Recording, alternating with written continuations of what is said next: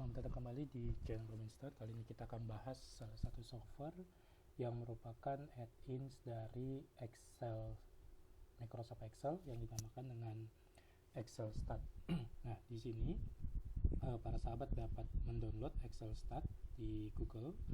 Diklik saja. Nah, untuk sementara ketika ingin mengetahui, kita bisa download untuk versi trialnya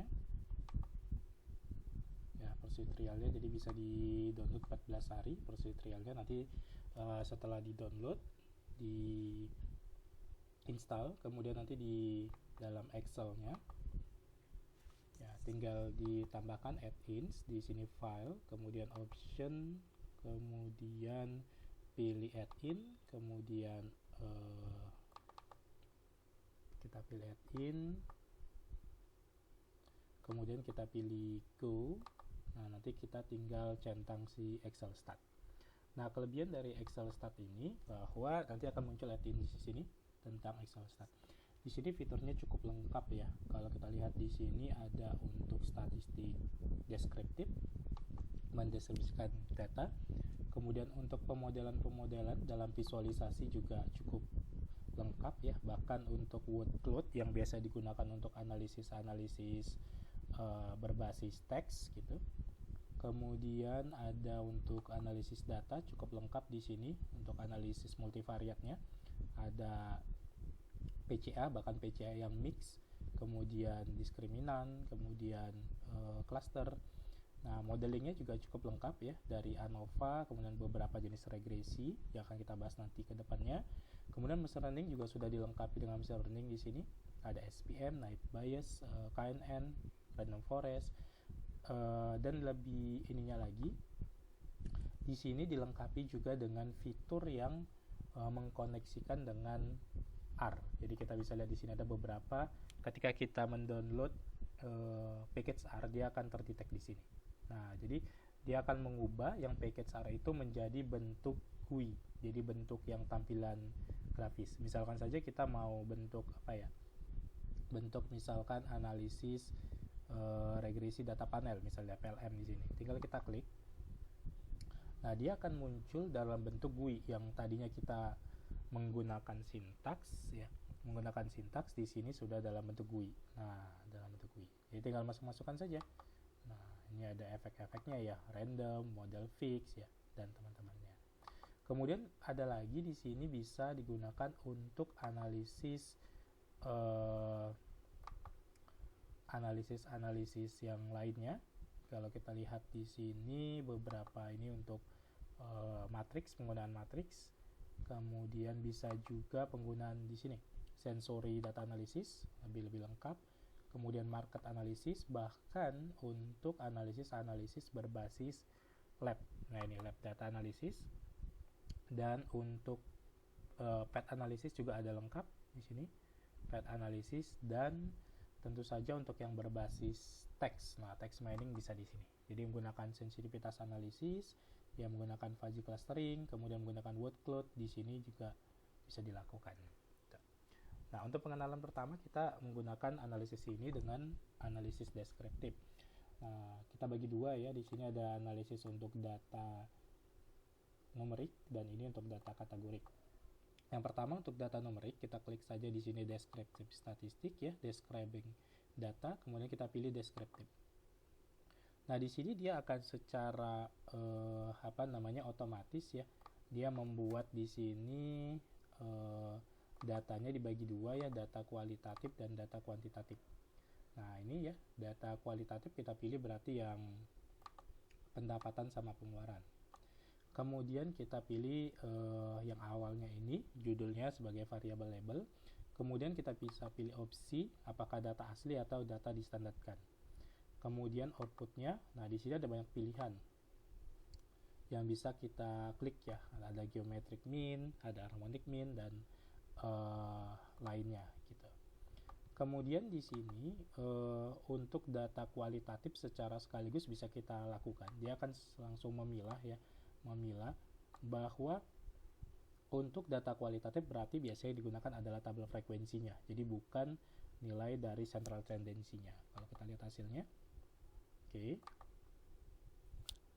Nah, kita lihat di sini hasilnya. Nah, dia sudah memisahkan nih deskriptif untuk data kuantitatif. Nah, di sini dia ada minimum, maksimum, per kuartil, rata-ratanya, dan seterusnya. Sementara untuk yang kuantitatif, yang kualitatif dia akan keluarkan di sini. Nah, dia pasti akan mengeluarkan cuman frekuensinya, tabel frekuensinya. Ya. Kemudian di sini juga secara sekaligus dikeluarkan nilai box plotnya. Jadi dapat kita lihat di sini untuk pendapatan ada satu yang dianggap unusual value, sementara yang pengeluaran semuanya dianggap usual value. Walaupun secara di sini dia lebih simetris ya ketimbang di data pengeluaran. Nah, bagaimana kita menganalisis data ini, data kuantitatif ini berdasarkan data kualitatif ya, dibagi menjadi misalkan pendapatan berdasarkan gender. Sama saja di sini kita pilih deskriptif. Kemudian kita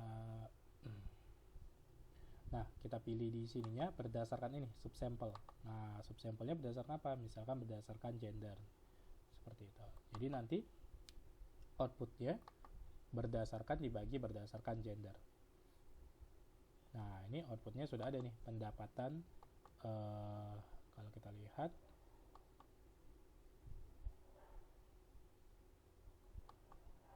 oke, di sini agak loading. Nah, ini pendapatan laki-laki, pendapatan perempuan, pengeluaran laki-laki, pengeluaran perempuan. Kemudian begitu juga nanti dengan box plotnya. Nah, box plotnya juga dia sudah bagi. Nah, oke, seperti itu. Jadi dia lebih menarik lah tampilannya ya.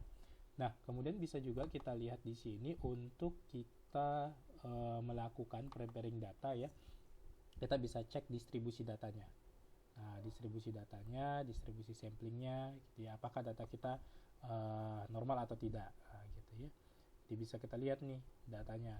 Kemudian bisa juga kita melakukan transformasi data untuk misalkan datanya tadi tidak normal ya. Di sini ada variable transformation.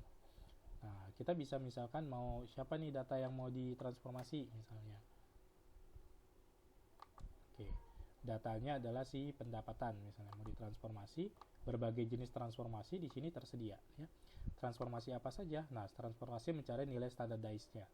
Ini standardized dibagi n itu untuk data populasi ya. Kalau standardized dibagi dengan n-1 artinya dia dibagi dengan nilai variance standar deviasinya itu yang sampel. Nah, ini. Nah, bisa kita lihat nih mau dibagi yang mana misalnya ya. Nah, selain itu kita bisa lihat selain tadi menggunakan transformasi mencari nilai z-score. Nah, ini nilai z-score-nya ya. Dapat kita lihat semuanya di bawah dari 2,5 patokannya, di atas atau di bawah 2,5 itu dianggap datanya unusual value atau outlier. Nah, kita juga bisa mentransformasi itu dengan menggunakan transformasi. Nah, ini menggunakan box-Cox transformation. Nah, nanti dipilihkan secara otomatis yang membuat data itu menjadi data berdistribusi normal. Atau misalkan kita bisa melakukan yang namanya windsoring, ya, mendekatkan nilai yang dianggap jauh dari nilai lainnya dengan menggunakan persentil terdekat ya. Misalkan ini 5% ke 95%. Jadi yang dianggap nilainya terlalu jauh akan didekatkan nilai terdekat ya. Bisa juga kita misalkan membuat data itu menjadi nilainya antara 0 sampai 1 ya. Misalkan kita membentuk biasanya kalau rumusnya 0 sampai 1 itu nilai data dikurang minimum dibagi nilai maksimum dikurang minimum. Nah, atau pakai persentase ya, jadi 0 sampai 100. Jadi datanya ini bisa kita ubah atau dipaksa menjadi data binary atau data nilainya adalah -1, 0 dan 1. Jadi data sign ya, atau menggunakan Pareto. Jadi di sini lebih banyak lagi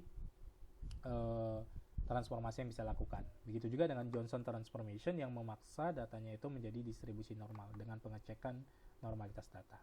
Gitu, ya. Misalkan kita cek kenormalitasan datanya. Oke.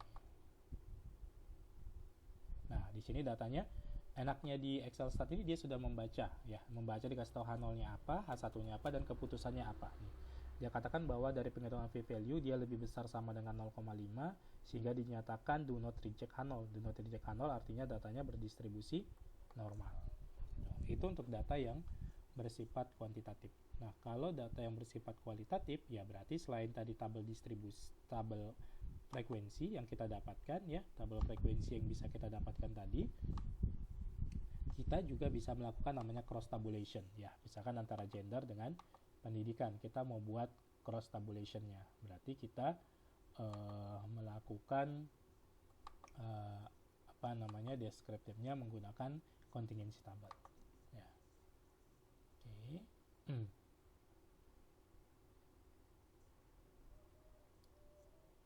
Nah, contingency table-nya di sini bisa kita lihat nih. Nah, menggunakan data labelnya include misalnya, ya kan, datanya seperti ini. Nah, kemudian opsinya apakah mau nanti digunakan uji chi-square nanti ketika kita melakukan uji asosiasi, misalnya outputnya apa saja, apakah contingency table doang atau misalkan nanti nilai-nilai dari observasi dan nilai theoretical frequency, ya, atau ini nanti disebut dengan nilai expected-nya, expected value. Catnya juga bisa dilakukan, ya. Nah, ini bisa lebih menarik lagi nih kalau mau kita lakukan, ya. Coba kita lakukan di sini.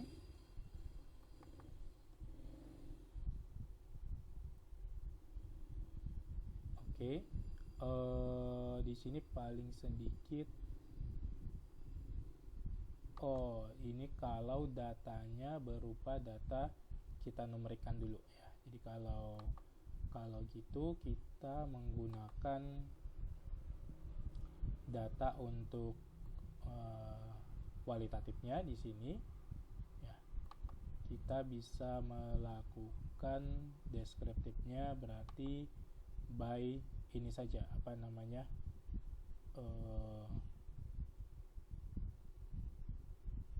deskriptif yang by frekuensi tadi. Jika kita menggunakan data kualitatif tadi, ya, data kualitatif. Nah, jadi kita anggap data kualitatifnya tadi adalah gender. Nah, subsampelnya itulah yang tabel sebelahnya, ya, misalkan berdasarkan pendidikan. Nah, gitu optionnya. Jadi kalau outputnya bisa di sini dilihat apa saja yang bisa kita lakukan, kemudian chartnya apa saja, misalkan pie chart, kemudian atau bar chart atau stack atau cluster ini chart. Nah, kita lihat di sini.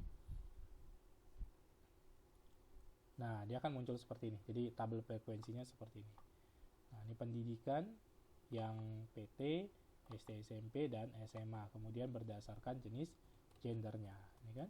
Nanti PT yang laki-laki sekian orang, nggak ada, ya. Pendidikan yang PT yang perempuan 3 orang. Nah, ini berdasarkan persentase, berdasarkan apa? Persentase berdasarkan si jumlah row-nya. Nah, persentase semuanya.